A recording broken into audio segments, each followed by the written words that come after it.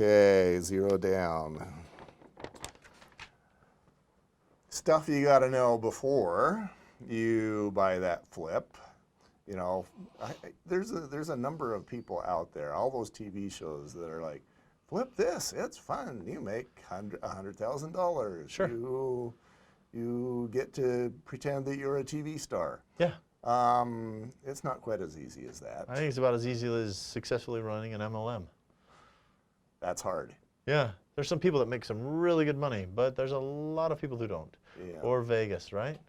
Vegas? Some people win big. Yeah. Usually not.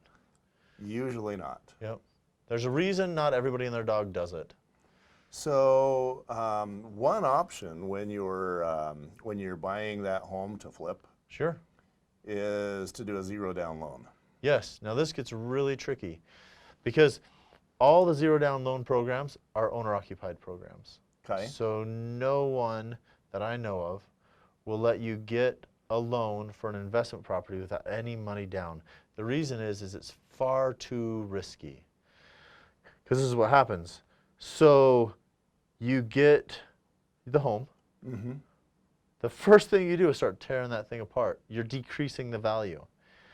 Now, if the investor knows that you're devaluing the home right off the get-go, they're not going to be too happy about it. No.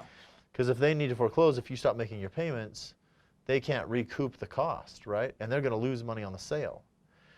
So if you're going to get a zero down loan, it's probably not going to be a 90-day flip. You're probably going to be a long-term investment type thing where you're buying the home, you're moving into it, you're getting a USDA loan, a Utah housing loan, a government grant, right? Chinoa, something like that. You're buying the home, you're gonna move into the home. Mm-hmm. You're gonna do repairs slowly over time as you live in the home, and then after a year, you're gonna upgrade. Mm-hmm.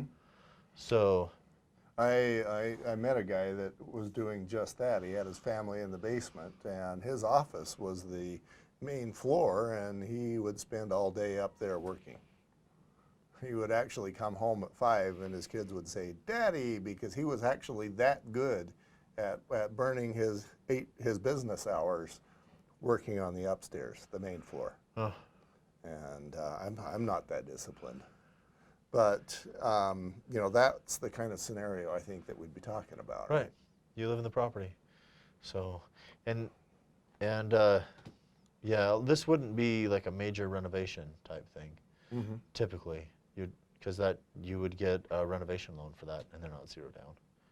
They're not zero down either. So basically, the stories that you hear about, oh, flip homes, you can put zero down. Well, so there's other options there, right? Because you could do a zero down with an investor backing you, Uh-huh. and they would be putting money down. You'd be doing the work. So there would be your exchange rate. You'd have the labor, they would have the money, right?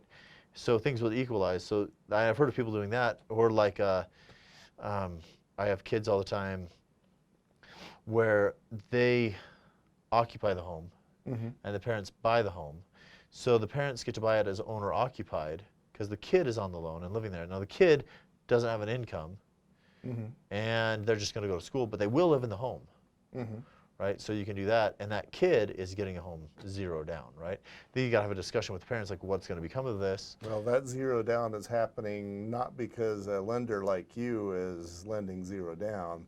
That zero down is happening because there's a hard money lender out there. Well, it's actually a conventional loan, Mm-hmm. but it's who's profiting the most. A lot of times, the zero down person Mm-hmm. is doing work without as much monetary compensation, right? So you get with an investor, you say, hey, I want to flip houses, I'll do the work, you back me up. Typically, the person coming in with the money is going to make the biggest profit. Right. But if you do this and you get the experience, and then you get a little bit more money, then you can start playing the game where you come in with the down payment, right? Yeah, And you don't have to live in the home that you're remodeling, that you want to. That was one of the most disappointing phrases I've ever heard in my life. Playing Frisbee with a guy, I was talking about that, and he goes, yeah, money gets half. I'm like, money gets half? What does that mean? And his point was that, you know, if there's money out there for flipping a home and, you know, somebody floats the loan, he gets half the profit. And I'm thinking, I don't want to give anybody half the profit when I did all the work. This has something to do with why I haven't flipped homes too much. Yeah. Yeah. But that's part of the game when you're getting started. Mm-hmm. Yeah. Until you get your own money. And if you could get half, that'd be great. Yeah. Yeah. And for a scenario like you just described where it's zero down, you're probably not going to get half. Is that what you're saying? Yep. Yep. But know your investor. I mean, if this is your grandpa or something, they're helping you out. Great. Yeah. Great. But also, like, I have a few real estate agents that are aware that I invest in investment properties, right? Mm-hmm. I typically go long term. I like the numbers on that better. I like the security of having someone in my home while it appreciates, right? Mm-hmm.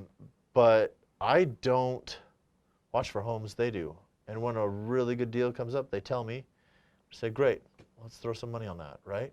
And so it's good because neither one of us have as much skin in the game. Mm-hmm. And then I can work them up the best deal possible as far as the loan goes, and they can work me up the best deal possible as far as the purchase price and location and income go on the property, right? So you're each using our areas of speciality. Real estate mogul. Yeah. Yeah. I know a guy who has, back when I first found out how many he had 12 homes. Now I think it's more like 20. Yeah. Plus an apartment complex that's got like, I don't know. A bunch of doors. Yeah, more doors than I counted. And he's a marketing professor making $40,000 a year at a local college, but he's a multimillionaire because he's bought lots of homes. Yeah. Yeah. Don't judge a book by their cover, right? Yeah, One of the best and most experienced and richest real estate investors I know. Very unassuming. I wouldn't have guessed it. Uh-huh. So.